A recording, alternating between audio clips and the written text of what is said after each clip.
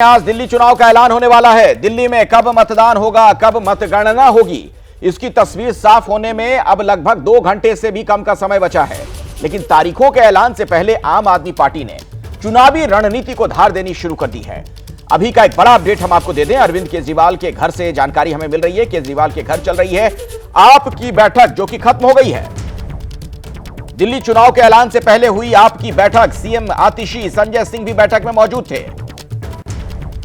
सौरभ भारद्वाज समेत गोपाल राय जैसे वरिष्ठ नेता भी इस बैठक का हिस्सा बने। केजरीवाल के घर आम आदमी पार्टी के नेताओं की बैठक हुई है। अभी बैठक खत्म हुई है थोड़ी देर पहले। तो दिल्ली में चुनाव की तारीखों का आज ऐलान होने वाला है और उससे पहले आम आदमी पार्टी की बड़ी महत्वपूर्ण बैठक ये मानी जा रही है।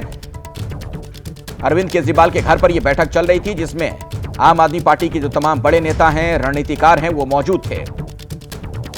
तो तारीखों के ऐलान से पहले एक अहम बैठक अरविंद केजरीवाल के घर पर हुई, जिसमें सौरभ भारद्वाज थे, गोपाल राय थे, दिल्ली की मुख्यमंत्री आतिशी थी, संजय सिंह, ऐसे तमाम जो बड़े नेता हैं आम आदमी पार्टी के, उन्होंने इस बैठक में हिस्सा लिया है।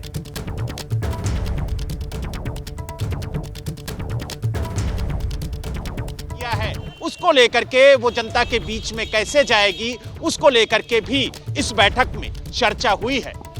दिल्ली से वीडियो जर्नलिस्ट वेद प्रकाश पांडे के साथ बलराम पांडे, एबीपी न्यूज। तो जाहिर तौर पर चुनाव की रणनीतियों को लेकर चर्चा हुई होगी। आगे आम आदमी पार्टी को कैसे इस चुनाव में जाना है, क्या करना है, कैसे आखिर जीत के लिए बिसात बिछानी है, इसको लेकर वहां पर बहस हुई होगी, चर्चा हुई होगी। अरविंद केजरीवाल खुद इस बैठक में मौजूद थे, उनके घर पर ही दरअसल ये बैठक हुई थी। इसी खबर पर कुछ और जानकारी आप तक पहुंचाएंगे। दीपक रावत आम आदमी पार्टी के ऑफिस से हमारे साथ मौजूद हैं। बलराम पांडे भी हमारे साथ जुड़ गए हैं केजरीवाल के घर के बाहर से। चूंकि बैठक अरविंद केजरीवाल के घर पर चल रही थी, तो बलराम आप वहां से क्या और जानकारी दे पाएंगे, क्या अपडेट मिला है आपको? देखिए, आपको बता दें कि दिल्ली चुनाव को लेकर के आज अहम बैठक अरविंद केजरीवाल के आवास पर बुलाई गई थी और ये बैठक अब खत्म हो चुकी है। बैठक में कई मुद्दों पर चर्चा हुई, आगे की रणनीतियों पर चर्चा हुई कि किस तरीके से दिल्ली विधानसभा चुनाव में आम आदमी पार्टी ग्राउंड पर उतरेगी, जो मुद्दे हैं उन मुद्दों को कैसे जनता तक लेकर के जाएगी। और सबसे बड़ी बात यह है कि जो मुफ्त की योजनाएं हैं, जो महिला सम्मान निधि है और जो संजीवनी योजना है और जो पुजारी और ग्रंथियों के लिए सम्मान राशि की घोषणा आम आदमी पार्टी ने की है, उसको जन जन तक कैसे पहुंचाया जाएगा, कैसे जनता को भरोसा दिलाया जाएगा कि जो वादा अरविंद केजरीवाल ने दिल्ली की जनता से किया है, उस वादे को वो पूरा करेंगे। और इसी बात को लेकर के आज ये बैठक हुई। इस बैठक में अरविंद केजरीवाल के अलावा दिल्ली की मुख्यमंत्री आतिशी मौजूद थी, राज्यसभा सांसद संजय सिंह मौजूद थे, राज्यसभा सांसद संदीप पाठक मौजूद थे, साथ ही गोपाल राय मौजूद थे, इसके अलावा सौरभ भारद्वाज मौजूद थे। तो सभी वरिष्ठ नेता जो हैं आम आदमी पार्टी के, वो इस बैठक में मौजूद थे और करीब 40 मिनट तक ये जो बैठक है वो चली है। ठीक है, तो 40 मिनट तक बैठक चली है। चूंकि चुनावी रणभेरी बजने ही वाली है, बस थोड़ी देर के बाद चुनाव की तारीखों का ऐलान होना है रही है, उसको लेकर भी अरविंद केजरीवाल जरूर अपनी बात आगे रखेंगे अखिलेश। और आज सबसे ज्यादा जिस ओर निगाहें हैं वो है दिल्ली में तारीखों का ऐलान होना है, चुनाव की तारीखों का। तो आज दिल्ली विधानसभा चुनाव का ऐलान होगा। दिल्ली चुनाव के ऐलान में अब 2 घंटे से भी कम का वक्त बचा है। दोपहर 2 बजे चुनाव आयोग की प्रेस कॉन्फ्रेंस होनी है। दिल्ली में एक ही चरण में चुनाव संभव है, जो जानकारी हमें मिल रही है सूत्रों के हवाले से। 6 फरवरी को मतदान हो सकता है और 8 तारीख को नतीजे आ जाएंगे, यानी मतगणना। आज 2 बजे अनाउंसमेंट है इलेक्शन का दिल्ली के, तो आप उस पर देखिए। अभी 2 बजे बिल्कुल प्रेस कॉन्फ्रेंस होगी, उसी में सारे अनाउंसमेंट होंगे और इंतजार करिए। बस अब तो 1-2 घंटे की बात है, वो सब बताएंगे आपको 2 बजे राजीव कुमार मुख्य चुनाव आयुक्त थे, उन्हें आप सुन रहे थे। चुनाव की तारीखों के ऐलान से पहले सीएम के चेहरे पर भी अब दावा तेज हो गया है। कांग्रेस के नेता हरीश रावत ने कहा कि कांग्रेस की तरफ से संदीप दीक्षित सीएम पद का चेहरा है। यह हरीश रावत की तरफ से बात कही गई है। अगर कांग्रेस चुनाव जीतती है तो संदीप दीक्षित सीएम हो सकते हैं। यदि मुझसे पूछ रहे तो मेरा तो हाथ उठने लग गया था आशीर्वाद के लिए। केंद्रीय कृषि मंत्री शिवराज सिंह चौहान ने आज निवास दिल्ली के किसान संगठनों, किसान प्रतिनिधियों के साथ मुलाकात की है। इस मुलाकात में किसानों से जुड़ी समस्याओं के निराकरण पर चर्चा की गई। किसानों से मिले हैं वो और सुझावों जो उनकी तरफ से दिए गए उस पर भी विचार करने की बात कही गई है। तो ये तस्वीरें भी आप देख रहे हैं जो मुलाकात हुई है केंद्रीय कृषि मंत्री शिवराज सिंह चौहान की। उनके आवास पर ही ये किसान पहुंचे थे। दिल्ली के किसान संगठन के लोग, कृषि मंत्री के साथ उनकी मुलाकात हुई, बातचीत हुई। किसानों से जुड़ी जो समस्याएं हैं उसके बारे में अवगत करवाया गया कृषि मंत्री को, उन्हें बताया गया और उन समस्याओं का समाधान निकाला जाएगा, उनका निराकरण किया जाएगा, यह आश्वासन दिया गया है कृषि मंत्री की तरफ से। ये तस्वीरें आप देख सकते हैं जहां पर यह मुलाकात हुई है शिवराज सिंह चौहान से। ये किसान संगठनों के अलग अलग जो प्रतिनिधि हैं दिल्ली में वो मिले।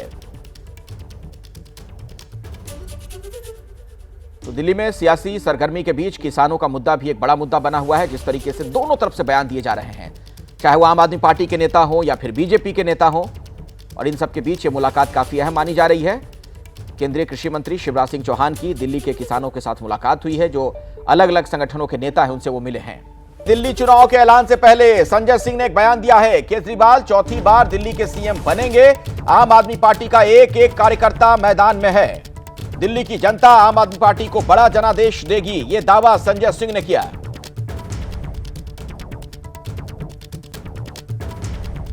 संजय जी, जिसका इंतजार आपको बेसब्री से था, अब उसका ऐलान आज होने जा रहा है। 3 बार मुख्यमंत्री रह चुके अरविंद केजरीवाल, क्या चौथी बार भी मौका मिलेगा? चौथी बार अरविंद केजरीवाल प्रचंड बहुमत से मुख्यमंत्री बनेंगे और आम आदमी पार्टी का एक एक कार्यकर्ता बहुत लंबे समय से मैदान में है। हम तो आज के दिन का इंतजार कर रहे थे, चुनाव की तारीखों का ऐलान हो, इस बात का ऐलान कर रहे थे।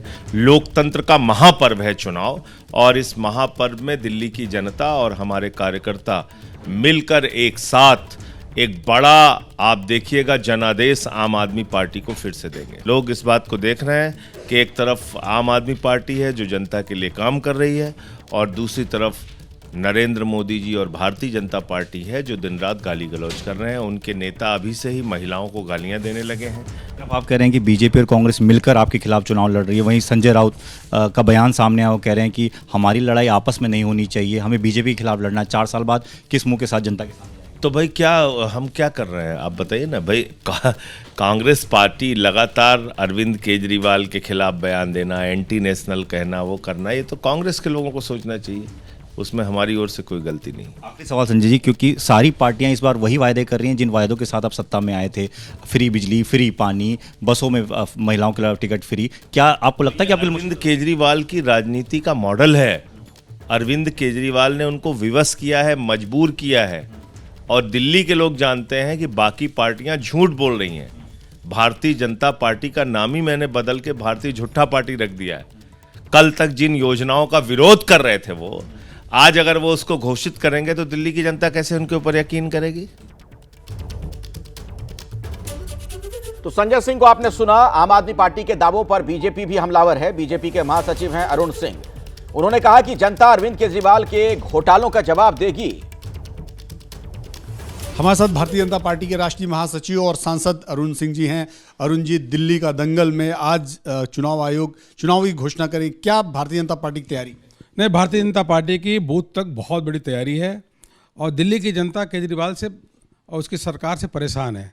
शराब का घोटाला, पानी का घोटाला, जिस प्रकार से टैंकर का घोटाला हुआ है, अनेकों घोटाला, शीश महल बनाने का काम किया, और दिल्ली में विकास का काम नहीं हुआ। पूरे देश भर में देखा जाए तो सबसे अधिक झूठ बोलने वाले कोई व्यक्ति है तो केजरीवाल है। अब दिल्ली की जनता को डबल इंजन की सरकार चाहिए। प्रधानमंत्री मोदी जी के सरकार से मिलकर के उनके मार्गदर्शन में काम करने वाली सरकार चाहिए।